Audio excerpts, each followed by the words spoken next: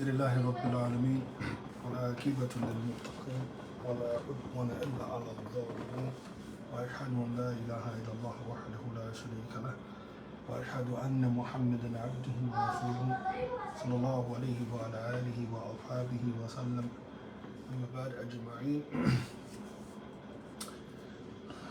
أما بعد السلام عليكم ورحمة الله وبركاته. كيف حالكم جميعا يا أيها الأخوة والأخوات, brothers and sisters in Islam. Alhamdulillah, barak mission of Allah Jalla wa Ala. Would like to review, we'll begin inshallah ta'ala the rules on a tremendous surah in the book of Allah subhanahu wa ta'ala, which is known as Surah Al-Nisa, Al-Nisa, which is the 4th chapter in the book of Allah Jalla wa Ala, with the tafsir and commentary of our beloved Shaykh Muhammad bin Salih al-Uthaymeen rahmatullah ta'ala alayh. And inshallah ta'ala we will be doing this tremendous surah bi'ithnillah, which is known as the woman. Okay? Allah Jalla wa Ala, He begins this tremendous surah with the basmala. Bismillahir Rahmanir Rahim, in the name of Allah, the most merciful, bestower of mercy. Then Allah subhanahu wa ta'ala proceeds in the first ayat, وَأَعُوذُ بِاللَّهِ مِنَ الشَّيْطَانِ الرَّجِيمِ يَا أَيُّهَا النَّاسُ اتَّقُوا رَبَّكُمُ الَّذِي خَلَقَكُم مِّن نَّفْسٍ وَاحِدَةٍ وخلق منها زوجها وبث منهما رجالا كثيرا ونساء واتقوا الله الذي تساءلون به والأرحام إن الله عليكم رقيبا إن الله كان عليكم رقيبا. And this tremendous verse of Allah subhanahu wa ta'ala, He begins by addressing all of mankind by saying, O you who believe, meaning by saying, O mankind, be dutiful to your Lord who created you from a single person. That single person being Adam alayhi salam.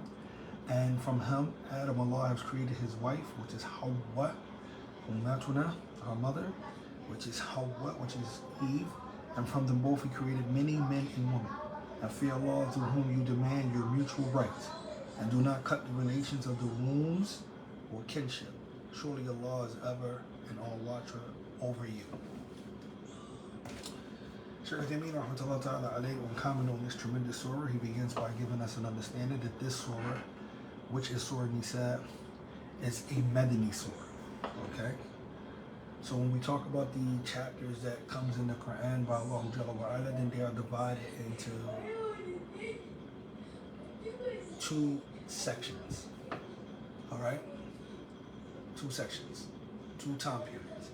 Surahs which are Meccan surahs, which is the Meccan time period, and surahs which are Madani surahs, which is the Medina time period. Alright? So this particular surah, which is Surah Al-Nisa, is a Medina surah. And according to the majority of scholars, the Jumhur, they said that anything that has been revealed after the Hijrah is known to be a Madani surah. Okay?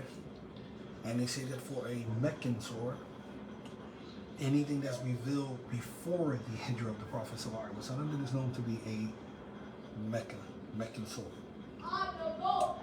Also to understand that anything that is revealed after the Hijrah, even if it's outside of the city of Medina, it is still considered to be a Madani surah. And anything that's revealed before the Hijrah, even if it's outside of Mecca, is still considered to be a Meccan surah. Why? Because the time is that which is specified and is given consideration over the place. Alright? So the verse or the surah itself doesn't have to be revealed in Mecca itself to be considered a Meccan surah. It can be revealed outside of the city of Mecca, but long as it was in that time period, it's still considered to be a Meccan surah if it was revealed before the actual Hijrah. If it was revealed after the Hijrah, then it is a Medina surah, even if it was outside of the city of Medina, because again, consideration is given to the time, the zaman, and not the makan, okay, which is the place.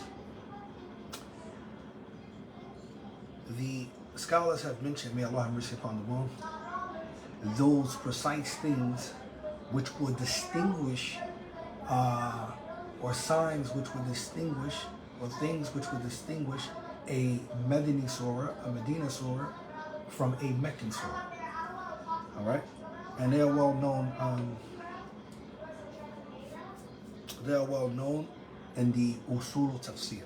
All right, when we talk about the science of usul tafsir, then you know these things are there. From that is that usually it's the case that when it comes to the ayats, the verses of a Meccan surah, then that verses are short.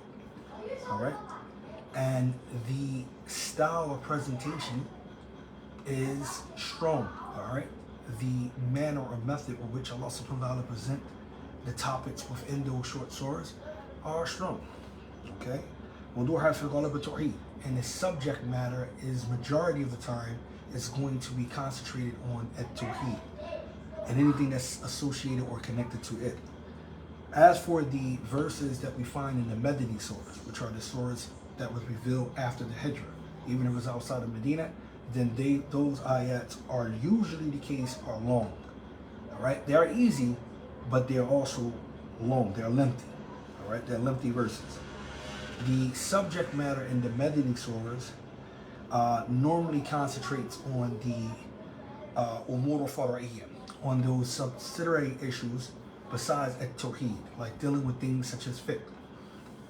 All right, so dealing with things such as mu'amalat, like the Sheikh said here, like buying and selling, or the adab or majalis, all right, the etiquettes of sitting, or the etiquettes of seeking permission, and so forth and so on. And other than that, right, this normally are some of the signs that distinguishes a Medini surah from a Meccan surah. All right, so hopefully we understand that's basically what he's trying to explain to us here, that we are normally, usually the case, if it's a Meccan surah, the verses are normally short. All right, the style and presentation is normally the style and presentation is strong, and the subject matter with the Meccan surahs is usually concentrated on Tawheed and what's associated with it. And then when it's the opposite when we talk about the ayats dealing with the Medini surahs, the Medina surahs, because those ayats are normally long, even though they're easy, and the subject matter normally deals with those subsidiary issues outside of it. Tawheed, it does not mean that Tawheed is not mentioned at all in the Medini surahs. All right, the scholars are saying that this is usually the case. You'll find. However, when it comes to Allah addressing the people, what usually is the case when it comes in the Meccan surahs, Allah subhanahu wa ta'ala speaks to the people in a general sense, because He might say, Ya ayyuhan nas, O people. And akthar mukhatibin, because as Shaykh Uthaymeen is saying here, majority of the people who are being addressed, they are not Muslims, or they are not believers rather. Well, Medini surahs, the address normally is Ya ayyuhalladina amanu, O you who believe. Why? Because Allah subhanahu wa ta'ala is addressing the believers. Hadha huwa qawl. This is normally, usually majority of the case. لأن المخاطبين فيها مؤمنون كلهم أو أكثر. Because what? The people that are being addressed are either all of them are believers or majority of them are. وقد سمي هذه السورة. Why is this surah been given the name النساء? Shaykh Uthaymeen rahmatullah ta'ala alayhi says لذكر النساء فيها, because the woman and the issues of the woman are mentioned therein. Okay, which is normally usually the case when you find a surah being named. It's normally because of something that's being mentioned from the subject within the actual surah. All right, we'll call it when we talk about the beginning or the initial beginning of this particular surah, then Allah subhanahu wa ta'ala begins by mentioning the origins of the creation of Bani Adam, as we see in that first verse we just recited, and what they are created, and what Allah subhanahu wa ta'ala created them from. ثم ذكرت الأرحام, then Allah subhanahu wa ta'ala mentioned the arham. All right, He mentioned the womb. and the relations, right? وَمَن يَتَّصِلُ بِهَا مِنَ الْمَوَارِيثِ. And then Allah subhanahu wa ta'ala mentioned the relations that is associated or connected with the womb or with those things who inherited from them. And other than that, then Allah subhanahu wa ta'ala mentioned what is connected to marriage, and that marriage is a connection that unites, or like a connection between the people. All right, there's relations between marriage and there's relations between blood. Okay, just as the qaraba asilata bayna nas, when we talk about relatives, then that's a connection as well amongst people, as Allah says in Surah Al-Furqan, وَهُوَ الَّذِي خَلَقَ مِنَ الْمَاءِ بَشَرًا. Allah subhanahu wa ta'ala is the one who created man from water.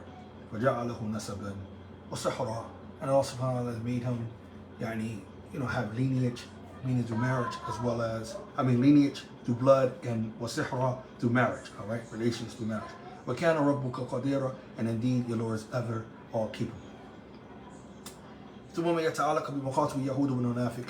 Also in this surah, the subject matter deals with that which is connected to addressing the Jews and the hypocrites, and then also connected to that the circumstances of the disputes between the two spouses, just as we should pass or come across that, inshallah ta'ala. This surah is the fourth surah, okay, after Al-Fatiha, Al-Baqarah, Ali Imran.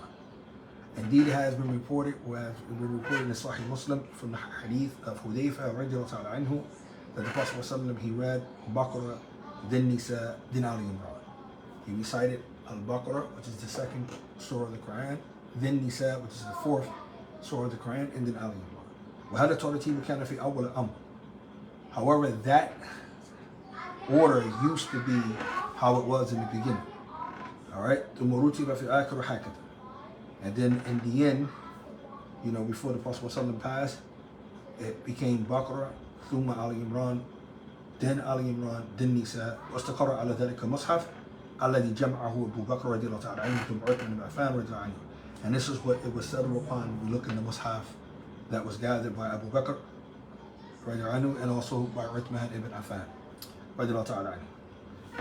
Allah Jalla wa Ala, he started the surah by saying the Basmalah. And the Basmalah, is, again, as we said before, is a short way or a short phrase of saying Bismillahir Rahmanir Rahim. Alright?